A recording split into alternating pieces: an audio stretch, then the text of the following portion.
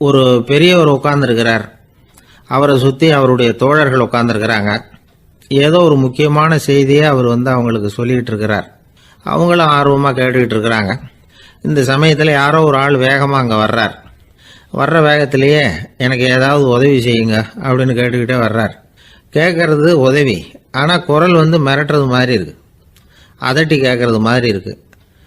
இதை கேட்டதும் அந்த பெரியவர் ஆத்திரப்படலை, ஆனால் அவரை சுற்றி இருந்தவங்க ஆத்திரப்பட்டாங்க. இதை பெரியவர் கவனித்தார்.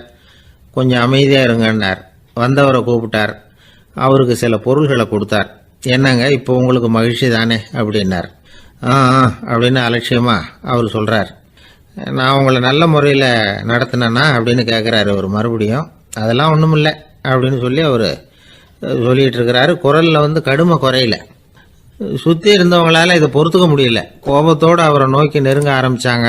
பெரியவர் அவங்களையெல்லாம் தடுத்து நிறுத்தினார். வந்தவரை வாங்க என்னோட அப்படின்னு சொல்லி அழைச்சிட்டு போனார். வீட்டுக்கு போனார். அங்கே போனதும் இன்னும் சில பொருள்களை எடுத்து அவர்கிட்ட கொடுத்தார். இப்போ திருப்தி தானே, நான் உங்ககிட்ட நல்ல முறையில் நடந்துக்கிட்டேனா அப்படின்னார். அவர் முகம் இப்போ தான் கொஞ்சம் மலர்ந்தது.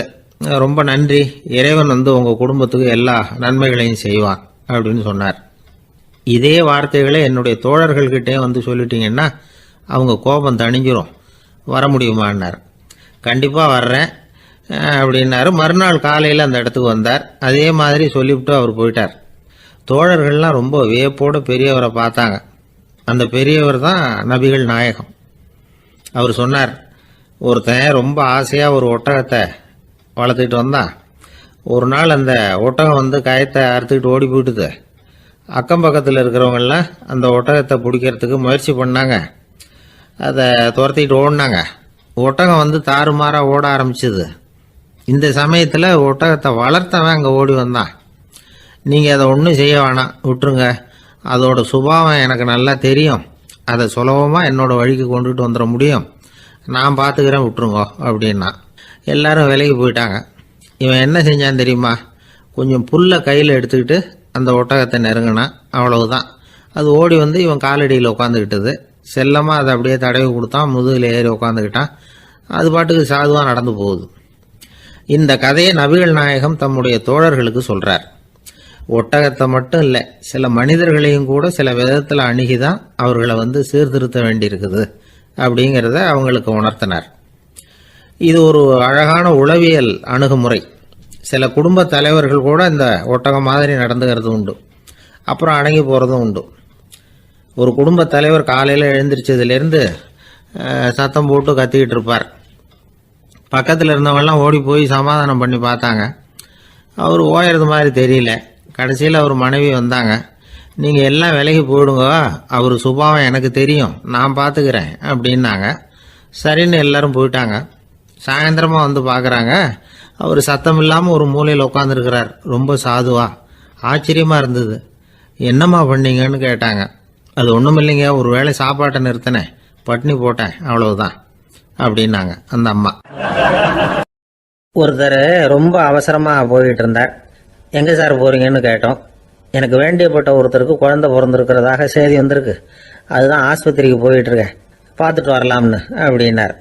அப்படின்னா கொஞ்சம் இப்படி உட்காருங்க அப்படின்னோம். சில விவரமெல்லாம் சொல்கிறேன், கேட்டுக்கிட்டு போங்க அப்படின்னோம்.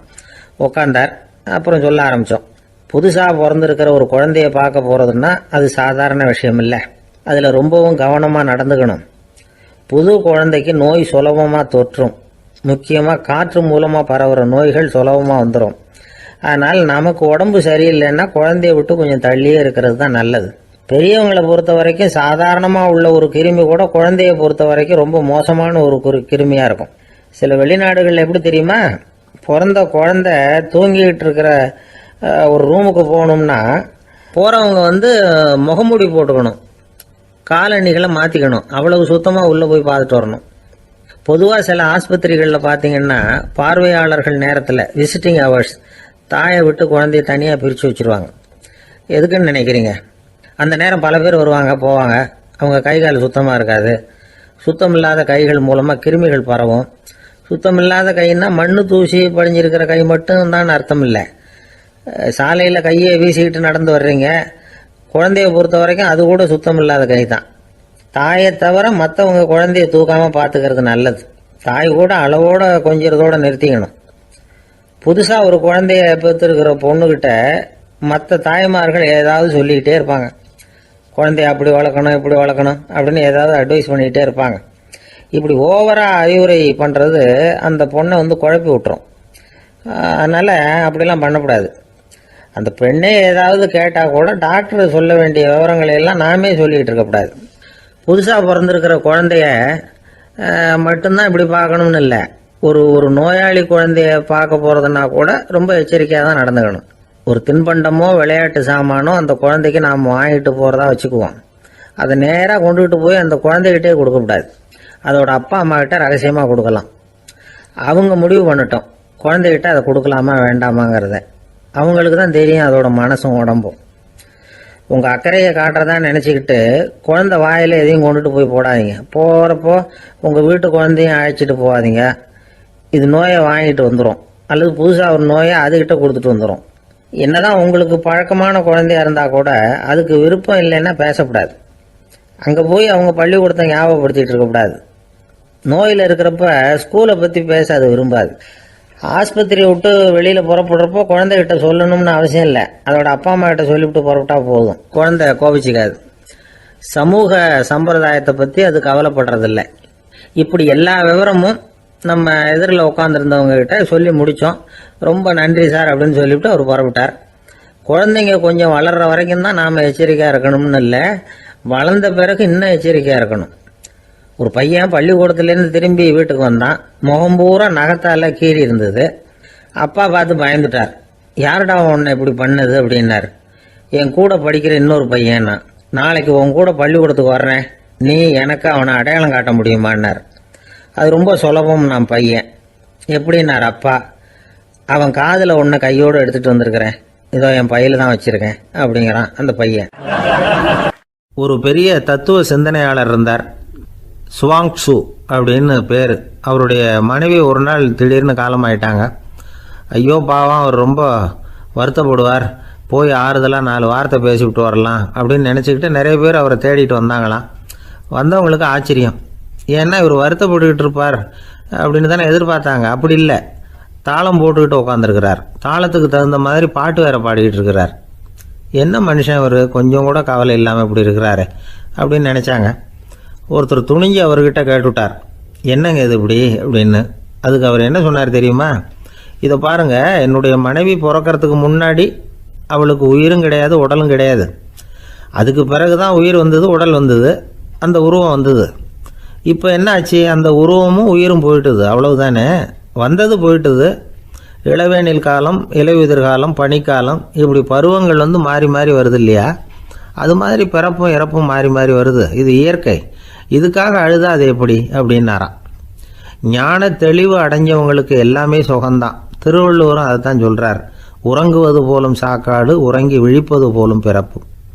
தூங்கிறதுக்கெல்லாம் நாம் வருத்தப்பட்டுக்கிட்ட இருக்கிறோமா? இன்றைக்கி தூங்க வேண்டியிருக்குதே, இன்னும் கொஞ்சம் நேரத்தில் நான் தூங்க வேண்டியிருக்கு அப்படின்னு சொல்லி யாராவது அழுதுகிட்டு இருப்பாங்களா? அதனால் இந்த உலக வாழ்க்கையினுடைய இயல்பை யதார்த்தத்தை நாம் தெளிவாக புரிஞ்சுக்கணும். அப்படி புரிஞ்சுக்கிட்டால் நாம் கவலை இல்லாமல் வாழ முடியும். ஒரு வயசான தாத்தா பாட்டி 60 வருஷத்துக்கு முன்னாடி அவங்களுக்கு கல்யாணம் ஆச்சு. ஒன்றாவே வாழ்ந்தாங்க, ஒன்றாவே இறந்து போனாங்க. இப்போ அவங்க 2 பேரும் சொர்க்கத்துக்கு போய் சேர்ந்தாங்க. அங்கே எல்லா வசதியும் இருந்தது. ஒரு பெரிய பங்களாவே இவங்களுக்கு ஒதுக்கி கொடுத்தாங்களாம். இதுக்கு எவ்வளவு வாடகைன்னு கேட்டார் தாத்தா. வாடகையெல்லாம் கிடையாது, இலவசம் அப்படின்னார் அங்கே இருந்தவர். அந்த வீட்டுக்கு பின்னாடி ஒரு பெரிய புல்வெளி இருந்தது. இதில் விளையாட ஏதாவது கட்டணம் உண்டான்னு கேட்டிருக்கார் தாத்தா. அதெல்லாம் ஒன்றும் கிடையாது, பணம்லாம் கட்ட வேண்டியதில்லை அப்படின்னார் அவர். பக்கத்தில் ஹோட்டல் மாதிரி ஒரு பெரிய கட்டடம், உள்ள சாப்பாட்டு மேஜைகள், அது மேலே விதவிதமான பலகாரங்கள். சாப்பாட்டுக்கெல்லாம் எவ்வளவு அப்படின்னு விசாரித்தாராம் தாத்தா. அதுதான் சொன்னேனே, இங்கே எல்லாமே இலவசம்தான், எது வேணும்னாலும் சாப்பிட்லாம், எவ்வளவு வேணும்னாலும் சாப்பிட்லாம் அப்படின்னாராம். நீங்கள் சொல்கிறீங்க அப்படி, ஆனால் நான் சர்க்கரை சேர்த்துக்கக்கூடாது, உப்பு சேர்த்துக்கக்கூடாது, பாட்டி கையால் எப்பவும் பத்திய சாப்பாடு தான் அப்படின்னாராம் தாத்தா. இதை பாருங்கள், இங்கே உங்களுக்கு அந்த கவலையும் வேண்டியதில்லை. இங்கே நீங்கள் ஸ்வீட்டு சாப்பிட்லாம், காரம் சாப்பிட்லாம், உங்களுக்கு எந்த நோயும் வராது அப்படின்னாராம் அங்கே சொர்க்கத்தில் இருந்தவர். இதை கேட்ட உடனே அந்த தாத்தா பக்கத்தில் நின்ன பாட்டியை பார்த்து கத்தினாராம், அடி பாவி, எல்லாத்தையும் கெடுத்துட்டியே, நீ எனக்கு பத்திய சாப்பாடு போடாமல் கண்டதை திங்க விட்டுருந்தா 10 வருஷத்துக்கு முன்னாடியே நான் இங்கே வந்து சேர்ந்துருப்பேனே அப்படின்னாராம். ஒருத்தர் இருக்கார், நல்ல உத்தியோகத்தில் தான் இருக்கிறார். ஆனால் எப்போ பார்த்தாலும் முகத்தை வெறுப்பாக வச்சிருப்பார். அப்படியே வருவார் போவார். ஏன் சார் இப்படி இருக்கிறீங்க அப்படின்னு விசாரித்தோம். ஏன்டா இந்த வேலைக்கு வந்தோம்னு இருக்கு சார் அப்படின்னார். உங்கள் வேலை உங்களுக்கு பிடிக்கலையா அப்படின்னு கேட்டோம். இல்லைன்னார். இப்படிப்பட்டவங்க வெற்றிகரமான வாழ்க்கை வாழ முடியாது. இது நிபுணர்கள் கருத்து. வேலையை நேசிக்க தெரிந்தவர்கள் வெற்றி பெறுவார்கள் அப்படிங்கிறாங்க அவங்க. எந்த துறையாக இருந்தாலும் சரி, அந்த துறையில் வெற்றிகரமாக இருக்கிறவங்கள விசாரித்து பாருங்க. எனக்கு என்னுடைய வேலை ரொம்ப பிடிக்கும் அப்படின்னு சொல்கிறவங்களா தான் இருப்பாங்க. அப்படி இருந்தால் தான் அது வெற்றிகரமாக இருக்க முடியுது அவங்களால. ஒருத்தனுக்கு பிடித்தமான பொழுதுபோக்கே அவனுடைய தொழிலாக இருந்துட்டுதுன்னா அவனை மாதிரி கொடுத்து வச்சவன் வேற யாரும் இல்லை அப்படிங்கிறார் பெர்னாட் ஷா. ஒரு தடவை மன்னர் ஹுமாயூன் உயிரை தண்ணீர் முண்டு ஊற்றுகிற தொழிலாளி ஒருத்தர் காப்பாத்தினாராம் அந்த ஹுமாயூன் உயிரை. உடனே மன்னர் கேட்டிருக்கார், உனக்கு என்ன வேணும்னாலும் கேளு தரேன், உயர் பதவி வேணுமா அப்படின்னு கேட்டாராம். மன்னா, மக்களின் தாகம் தீர்க்கக்கூடிய இந்த பணியை விட உயர்ந்தது உண்டா அப்படின்னாராம் அந்த தொழிலாளி. அவரால் அவருடைய வேலையை நேசிக்க முடிஞ்சுது, அதனால் மகிழ்ச்சியாக இருக்க முடிஞ்சுது. நாமெல்லாம் அப்படி இல்லை. வேலை கிடைக்கிற வரைக்கும் கிடைச்சா போதும் அப்படின்னு இருக்கோம். கிடைச்சதுக்கப்புறம் ஏன்டா அந்த வேலைக்கு வந்தோம்னு ரொம்பவும் அழுத்துக்குவோம். சரி, நாம் இருக்கிற இடத்துல நாம் வெற்றிகரமாக இருக்க வழி உண்டா அப்படின்னா உண்டுன்னு சொல்கிறாங்க. அதாவது மன இயல் நிபுணர்கள் இருக்கிறாங்க இல்லையா, அவங்க அதுக்கு முக்கியமாக 6 வழிகள் சொல்கிறாங்க. நீங்கள் ஒரு அலுவலகத்தில் வேலை பார்க்குறவரா அப்படின்னா இதை கேளுங்க. அதாவது உங்கள் மேலதிகாரி எதிர்பார்ப்புக்கு தகுந்த மாதிரி உங்கள் வேலை இருக்குதா? அப்படி இல்லைன்னா முதல்ல உங்கள் வேலையின் தரம் உயரணும். உங்களுக்கு மேலே கீழே வேலை பார்க்குற பணியாளர்கள்கிட்ட நல்ல விதமாக பழகிறீங்களா? அந்த உறவு முறையில் ஏதாவது குறை இருந்தால் அதை கண்டுபிடிச்சி சரி பண்ணுங்க. நம்பிக்கைக்கு உரியவர் அப்படின்னு நீங்கள் பேர் எடுக்கணும். நீங்கள் எடுக்கிற முடிவு நல்ல முடிவாக தான் இருக்கும் அப்படின்னு அடுத்தவங்க சொல்லணும். உங்கள் தோற்றத்துக்கு முக்கியத்துவம் கொடுங்க. இது மனம் உடல் ரெண்டும் சம்பந்தப்பட்டது. அதனால் மனசையும் ஆரோக்கியமாக வச்சுருக்கணும், உடம்பையும் ஆரோக்கியமாக வச்சுருக்கணும். உங்களுடைய நிர்வாகம் செயல்படுற விதத்தை நல்லா புரிஞ்சு வச்சுக்கணும். உங்களுடைய நிர்வாகம் இப்போ ஒரு காரியம் செய்யுதுன்னு வச்சுங்க, ஏன் அப்படி செய்யுது, எதுக்காக அப்படி செய்யுது, அதனுடைய குறிக்கோள் என்ன, அது நீடிக்கிறதுக்கு காரணம் என்ன, இதையெல்லாம் தெரிஞ்சுக்கணும். சிரிப்புக்கு வஞ்சகம் பண்ணக்கூடாது, நல்லா சிரிக்கணும், அப்போ தான் அது திரும்ப கிடைக்கும். கடந்த கால தோல்வியை பற்றி கவலைப்படக்கூடாது. முதலாளி விருப்பம் தெரிஞ்சு நடந்துக்கிறது நல்லது தான். அதுக்காக காக்கா பிடிக்கணுங்கிற அவசியம் இல்லை. உங்களுக்கு ஒரு பொறுப்பான வேலை கிடைக்குது, உடனே சத்தம் குழப்பம் அப்படின்னு சூழ்நிலையை இறுக்கமாக ஆக்கிடக்கூடாது. எந்த சூழலையும் இயல்பாக கையாளக்கூடியவர் அப்படிங்கிறத காட்டணும். இதெல்லாம் உங்கள் துறையில் நீங்கள் வெற்றி பெற நிபுணர்கள் சொல்கிற யோசனைகள். இவ்வளவு விவரமும் சொல்லிவிட்டு ஒருத்தரை பார்த்து கேட்டோம், இப்போ சொல்லுங்க, நீங்கள் செய்கிற வேலை உங்களுக்கு பிடிச்சிருக்குதா அப்படின்னோம். ரொம்ப ரொம்ப பிடிச்சிருக்குது அப்படின்னார். சரி, என்ன செஞ்சிட்டு இருக்கிறீங்க அப்படின்னு கேட்டோம். சும்மா தான் இருக்கிறேன் அப்படின்னார் அவர்.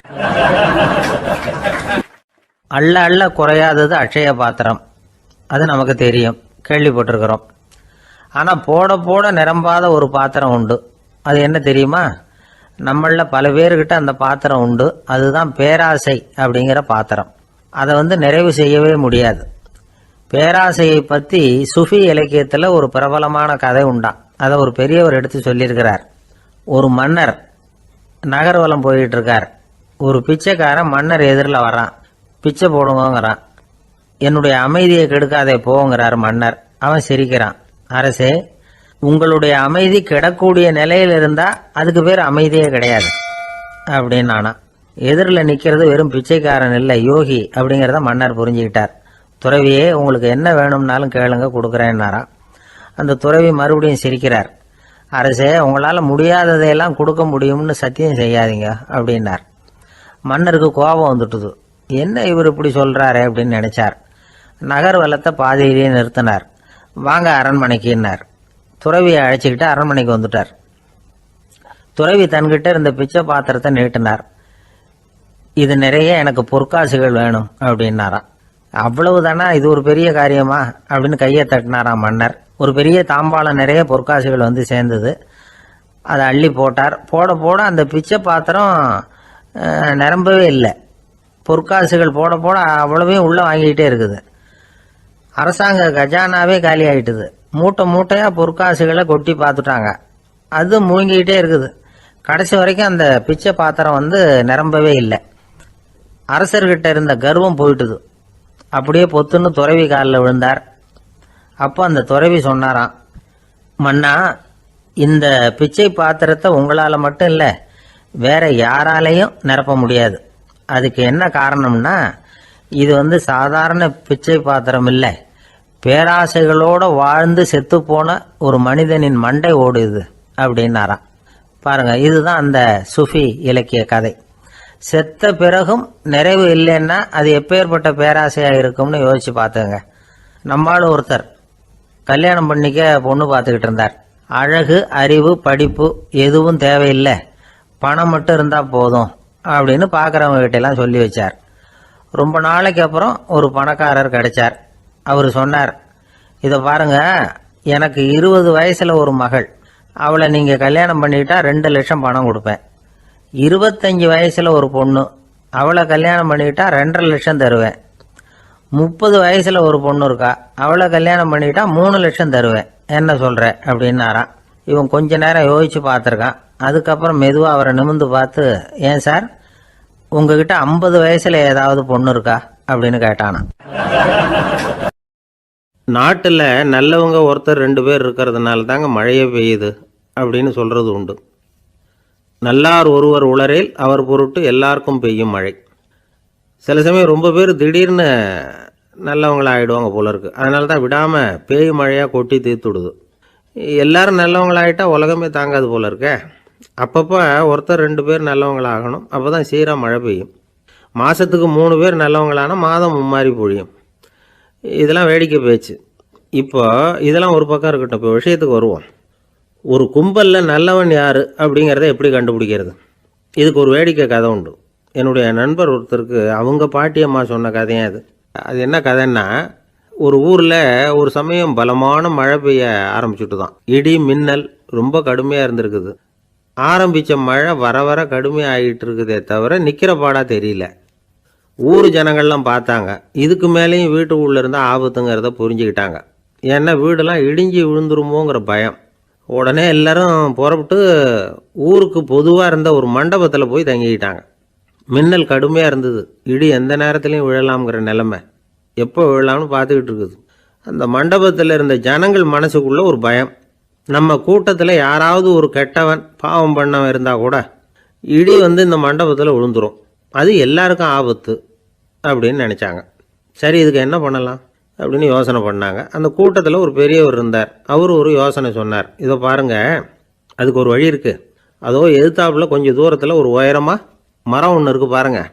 பொதுவாக இடி சுலபமாக விழறது அது மாதிரி உயரமான மரத்தில் தான். நம்ம கூட்டத்தில் இருக்கிறவங்க எல்லாரும் ஒவ்வொருத்தராக போய் அந்த மரத்தை தொட்டு விட்டு திரும்பி வந்துடணும். நம்மள பாவம் பண்ணவன் யாரோ அவன் அந்த மரத்தை தொடுற சமயத்தில் இடி விழுந்துடும். அவன் மட்டும் போயிடுவான்.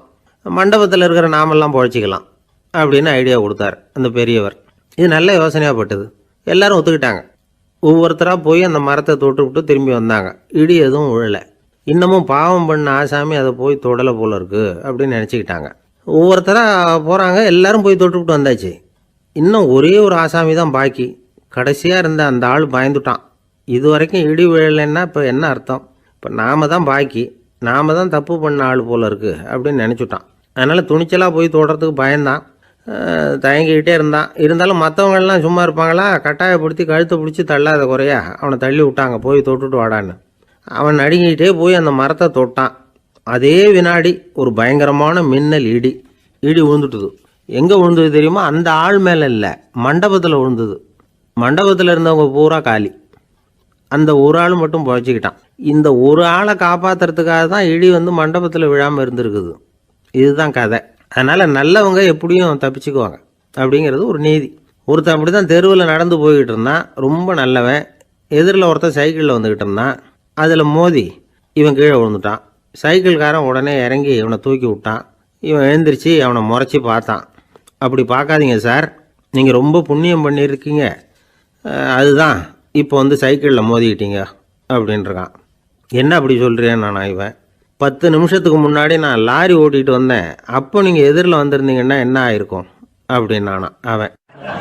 ஒரு பெரிய அரசன் இந்த உலகம் பூராவையும் ஆண்டுக்கிட்டு இருந்தான்.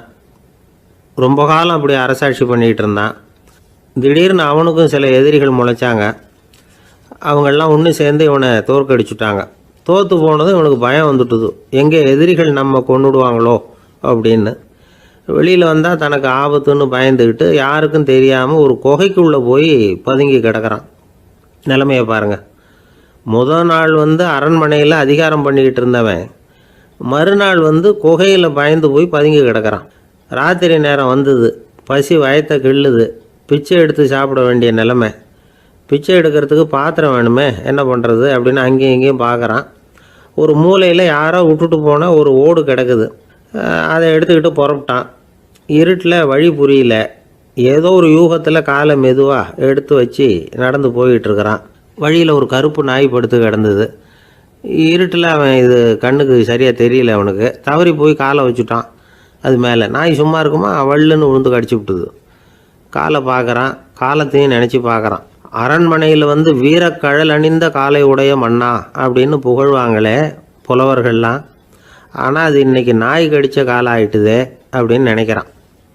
அது மட்டும் இல்லை, முன்னாடியெல்லாம் பொற்கிண்ணங்களில் தான் அவன் சாப்பிடுவான். ஆனால் இப்போது உடஞ்சி போன ஓட்டு, அது ஓட்டை கையில் வச்சுக்கிட்டு நிற்கிறான். அதில் யாராவது சாப்பாடு போடுவாங்களான்னு. முன்னாடியெல்லாம் நிறைய பேர் அரண்மனைக்கு வருவாங்க. அரசருக்கு காணிக்கைன்னு சொல்லி இவன் காலடியில் கொண்டாந்து கொட்டுவாங்க. அப்போல்லாம் இவன் அந்த ஜனங்களுடைய முகத்தை திரும்பி கூட பார்க்கறதில்ல, ரொம்ப கர்வமாக உட்காந்துருப்பான். அதே ஆள் இன்றைக்கி எல்லார் கண்ணுலேயும் படுறது மாதிரி பிச்சை எடுத்துக்கிட்டு இருக்கிறான். அப்போலாம் காணிக்கைகளை தன்னுடைய கையால் வாங்கிறது தனக்கு கௌரவ குறைச்சல்னு நினச்சி தன்னுடைய வேலைக்காரங்களை விட்டு தான் அதை வாங்க சொல்லுவான். இப்போ பார்த்திங்கன்னா அவனே தன் கையாலேயே பிச்சை வாங்குறான். நினச்சி பாருங்கள், அந்த மனுஷன் நாள் அரசன், மறுநாள் பிச்சைக்காரன். எவ்வளோ வித்தியாசம்! செல்வம் தான் இப்படி ஒரு வித்தியாசம் ஏற்படுறதுக்கு காரணம். அப்படிப்பட்ட செல்வம் வாழ்க்கையை நடத்துறதுக்கு நமக்கு தேவை தான். ஆனால் அதையே நாம் அடைய வேண்டிய பயனாக நினைக்கிறோம் பாருங்கள், அதுதான் வேடிக்கை. இதை நம்மாழ்வார் அழகாக ஒரு பாசுரத்தில் சொல்கிறார். ஒரு நாயகமாய் ஓட உலகுடன் ஆண்டவர், கருணாய் கவர்ந்த காலர், சிதைகிய பானையர், பெருநாடு காண இம்மையிலே பிச்சைதாம் கொள்வர், திருநாரணன் தாழ் காலம் பெற சிந்தித்து உய்மினோ அப்படிங்கிறார் நம்மாழ்வார். ஒரு பெரிய பணக்காரர் ஒரு துறவிகிட்ட போய், சாமி என்கிட்ட நிறைய பணம் இருக்குது, இருந்தாலும் நிம்மதி இல்லை, என்னால் நிம்மதியாக இருக்க முடியல, என்ன காரணம்னு கேட்டாராம். உடனே அந்த துறவி இதுக்கு நேரடியாக பதில் சொல்லாமல் பக்கத்தில் நின்றுக்கிட்டு இருந்த ஒரு குழந்தைய கூப்பிட்டார். அது ஓடியாந்தது. ஒரு ஆப்பிள் பழத்தை எடுத்து அது கையில் கொடுத்தார். அதை வாங்கிக்கிட்டு குழந்தை சிரிச்சுது.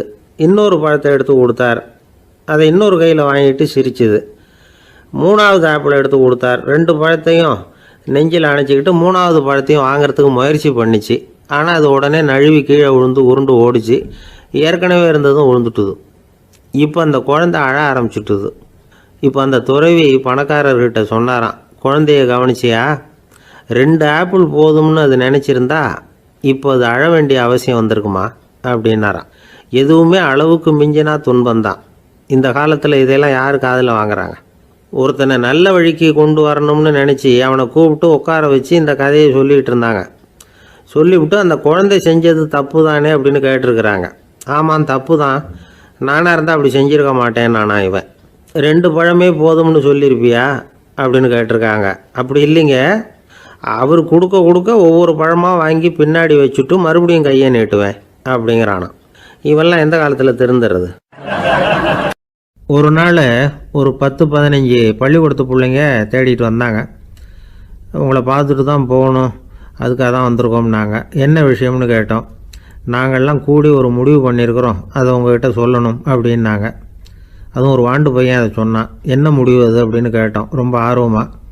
அதை இப்போ சொல்ல மாட்டோம், எங்களுக்கு பிடிக்கிற மாதிரி ஏதாவது ஒரு தகவல் சொன்னால் அதுக்கப்புறம் நாங்கள் அதை சொல்கிறோம் அப்படின்னா அந்த வாண்டு பையன். சரி, சின்ன பையன்கிட்ட இன்றைக்கி வசமாக மாட்டிக்கிட்டோம் அப்படின்னு நினச்சிக்கிட்டு அவங்களுக்கு தகுந்த மாதிரி ஒரு கதை சொல்ல ஆரம்பித்தோம். அது என்ன கதைன்னா, ஒரு பெரிய காடு, அதில் பலவிதமான மிருகங்கள். அந்த காட்டுக்கு ஒரு சிங்கம் தான் ராஜா. எப்பவும் காட்டுக்கு அது தானே ராஜா. ஒரு பெரிய யானைக்கு இது பொறுக்கலை. என்ன இது, எப்போ பார்த்தாலும் இங்கே சிங்கத்துக்கே ராஜா பதவி கிடைக்கிது, நான்லாம் எவ்வளவு பலசாலியாக இருக்கிறேன், அப்படி இருந்தும் எனக்கு அந்த பதவி கிடைக்கலையே அப்படின்னு தனக்குள்ளே பொறுமிக்கிட்டே இருந்தது. ராஜா பதவியை நினச்சி ரொம்ப ஏக்கம், அதுக்கு பதவி மோகம். இந்த சமயம் பார்த்து ஒரு குள்ள நரி கூட்டம் அதை தேடிட்டு வந்தது. ஐயா பெரியவங்களே, நீங்கள் இந்த காட்டுக்கு ராஜாவாக இருக்க ஆசைப்படுறீங்க, அதில் ஒன்றும் தப்பு இல்லை. ஆனால் அதுக்கு முன்னாடி நீங்கள் எங்கள் கூட்டத்துக்கு கொஞ்ச நாள் தலைவராக இருங்க, அதாவது ராஜாவாக இருங்களேன், உங்களுக்கும் ஒரு ட்ரைனிங் கிடைச்சது மாதிரி இருக்கும் அப்படின்னு சொல்லியிருக்குது இந்த கூட்டம், குள்ள நரி கூட்டம். இதை கேட்ட உடனே யானைக்கு ரொம்ப சந்தோஷம் தாங்கலை. அதுதான் எப்போன்னு பதவிக்காக காத்துக்கிட்டு இருக்குதே. இருந்தாலும் கொஞ்சம் பிகுவோட, சரி நீங்கள்லாம் இவ்வளோ தூரம் என்னை தேடிட்டு வந்து கேட்கறதுனால மறுக்க முடியல அப்படின்னு ரொம்ப ஏதோ அவளுக்கு சிரமப்பட்டு ஒத்துக்கிறது மாதிரி ஒத்துக்கிட்டது. ஏதோ உங்கள் ஆசைக்கு கட்டுப்படுறேன், கொஞ்ச நாள் உங்கள் கூட்டத்துக்கு ராஜாவாக இருக்கிறதுக்கு சம்மதிக்கிறேன் அப்படின்னுது. உடனே அந்த யானை ராஜ நட போட ஆரம்பிச்சிட்டுது. யானை சாதாரணமாக நடந்தாவே எப்படி இருக்குங்கிறது நமக்கு தெரியும். அதுவே ராஜ நடந்தால் எப்படி இருக்கும் கற்பனை பண்ணி பாருங்கள். யானை முன்னாடி கம்பீரமாக போய்கிட்டு இருக்குது, தலைவர் இல்லையா, அதனால் குள்ள நரிகள்லாம் ரொம்ப அடக்கமாக அது பின்னாடி அணிவகுத்து போயிட்டுருக்குது. ராஜா வாழ்க, மன்னர் வாழ்க அப்படின்னு கோஷம் வேற. யானைக்கு தலைகால் புரியல, அவ்வளவு சந்தோஷம். அந்த யானைக்கு செருக்கு, ஆணவம் எல்லாம் ஏற்பட்டு போச்சு. அதுக்கப்புறம் அது தரையை பார்க்குமா, நிமிர்ந்து நடக்க ஆரம்பிச்சுட்டுது. தரையை பார்க்குறதே இல்லை. அப்படி போயிட்டுருக்கிறப்போ ஒரு சதுப்பு நிலத்தில் திடீர்னு காலை வச்சுட்டுது. அவ்வளோதான், கால் உள்ளே போட்டுது. இன்னொரு காலை எடுத்து வச்சுது, அதுவும் உள்ளே போட்டுது. அந்த 2 காலையும் எடுக்கிறதுக்காக அடுத்த 2 காலையும் அழுத்துச்சு, அதுவும் உள்ளே போக ஆரம்பிச்சுட்டுது. இப்போ 4 காலம் வசமாக சேத்துல அழுந்தி போச்சு, எடுக்க முடியல. குள்ள நரிகள்லாம் அதை சுற்றி சுற்றி வந்தது. சிலது சுற்றி நின்று டான்ஸ் ஆட ஆரம்பிச்சுட்டுது யானையை பார்த்துட்டு. இதை யானை பார்த்தது. என்ன இது, தலைவர் நான் தவிச்சிக்கிட்டு இருக்கிறேன், தொண்டர்கள்லாம் சுற்றி நின்று வேடிக்கை பார்த்துக்கிட்டு இருக்கிறீங்க, டான்ஸ் ஆடுறீங்க அப்படின்னு கேட்டுதான். தொண்டர்களே, தலைவர் நான் தவிச்சிக்கிட்டு இருக்கிறது உங்களுக்கு தெரியலையா? இப்போ உடனே உங்கள் தலைவரை காப்பாற்ற வேண்டியது உங்கள் கடமை இல்லையா அப்படின்னு கத்துச்சான் அந்த யானை. குள்ள நரிகளில் ஒன்று முன்னாடி நின்று அந்த யானையை பார்த்து தான், தலைவரே எங்களுக்கு ரொம்ப நாளாக ஒரு ஆசை, அந்த ஆசையை நிறைவேற்றிக்கிறதுக்காகத்தான் உங்களை எங்கள் தலைவராக ஏற்றுக்கிறோம்னு சொன்னோம் அப்படின்னு தான். என்ன ஆசைன்னு கேட்டிருக்கு யானை. யானை கறி சாப்பிட்டு பார்க்கணுங்கிறது எங்களுக்கு ரொம்ப நாளாக ஆசை, அது இன்றைக்கி தான் நிறைவேற போகுது அப்படின்னு தான் அந்த நரி. இதை கேட்ட உடனே அந்த யானை அப்படியே மூர்ச்சி ஆகிட்டு தான். நரிகள்லாம் அது மேலே ஏறி குதற ஆரம்பிச்சுட்டு தான். பதவி மேலே இருந்த பேராசை அந்த பலசாலியான யானையையே மாட்டி விட்டுட்டுது பார்த்தீங்களா அப்படின்னு சொல்லி முடித்தோம் இந்த கதையை அந்த சின்ன பிள்ளைங்கக்கிட்ட. சரிங்க, இப்போ நாங்கள் உங்களை தேடி வந்த விஷயம் என்னங்கிறத சொல்லவா அப்படின்னா ஒரு வாண்டு பையன். சீக்கிரம் சொல்லு தம்பி, சஸ்பென்ஸ் தாங்கலை அப்படின்னோம். அவன் மெதுவாக எங்களை பார்த்து சொல்கிறான், எங்களுக்கு கொஞ்ச நாள் நீங்கள் தலைவராக இருந்தால் தேவலை அப்படின்னா. தேசத்து மேலேயும் தாய்மொழி பேர்லையும் செலுத்துகிற அன்புக்கு அபிமானம்னு பேர், தேசாபிமானம்னு சொல்கிறோமே இதுதான். ஒரு கணவன் மனைவி பேரில் காட்டுற அன்புக்கு காதல்னு பேர், கடவுள் பேரில் செலுத்துகிற அன்புக்கு பக்தின்னு பேர். இப்படி அன்புல பல ரகம் இருக்கிறப்போ அதில் உள்ள வித்தியாசம் தெரியாமல் இடம் மாற்றி அன்பு காட்டினா இடைஞ்சல் தான். சரி, இந்த அன்பை பற்றி விஞ்ஞானம் என்ன சொல்லுது தெரியுமா? இதயத்தை பாதுகாக்கிறதுக்கு முக்கியமா தேவைப்படுற ஒண்ணு இந்த அன்பு தான் சொல்லுது. நெதர்லாந்து விஞ்ஞானிகள் இதை ஆராய்ச்சி பண்ணியே கண்டுபிடிச்சிருக்கிறாங்க. கொஞ்சம் முயல் குட்டிகளை 2 பிரிவா பிரிச்சாங்க. 2 குரூப்புக்கும் கொழுப்பு அதிகமா உள்ள ஆகாரத்தையே கொடுத்துக்கிட்டு வந்தாங்க. ஆனா ஒரு குரூப்புக்கு வெறுமன ஆகாரத்தை கொடுத்ததோட சரி, இன்னொரு குரூப் முயல்களுக்கு ஆகாரம் கொடுத்ததோட நிறுத்திக்கல. அதுக்கு முன்னாடி கூண்டுகளை திறந்து விட்டு முயல்களை கொஞ்ச நேரம் எடுத்து கொஞ்சி விட்டு அதுக்கப்புறமா ஆகாரம் கொடுத்தாராம் ஆராய்ச்சியாளர். இந்த குரூப்புக்கு இதய பாதிப்பு 60% குறைச்சலா இருந்துதான். சில நோயாளிகளுக்கு ஹார்ட் அட்டாக் வந்தாலும் அதை தாங்கிக்கிட்டு குணமாகிற சக்தி அதிகமா இருக்குது. இது எப்படின்னு ஆராய்ச்சி பண்ணி பார்த்துருக்கிறாங்க. அவங்கெல்லாம் மனைவி தன் பேர்ல ரொம்ப அன்பா இருக்கிறதாக நினைக்கிறவங்களா இருக்கிறாங்களாம். இதய நோயாளிகள் பல பேரை சந்திச்சு இதய நோய் ஏற்பட என்ன காரணம்னு கேட்டிருக்கிறாங்க. அவங்க சொன்ன காரணம்லாம் சாப்பாடு சம்பந்தமா இல்லையா, மனைவி அன்பா இல்ல, இப்படிப்பட்ட காரணத்தை தான் சொல்றாங்களாம். அதனால இதயத்தை பாதுகாக்கணும்னு நினைக்கிறவங்க அடுத்தவங்க அன்பா இருக்கிறது மாதிரி பாத்துக்குங்க, அதுதான் முக்கியம். ஒருத்தர் முகம் பூரா பிளாஸ்டரி போட்டுட்டு வந்தார், ரொம்ப கோபமா.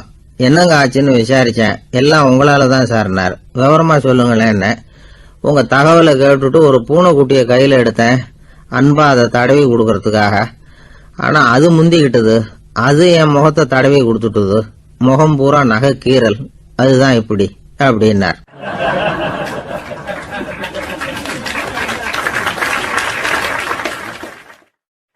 அமெரிக்க ஜனாதிபதி ஆப்ரஹாம் லிங்கன் ஒரு நாள் தன்னோட கோச்சு வண்டியில தலைநகரான வாஷிங்டனுக்கு போயிட்டு இருக்கிறார்.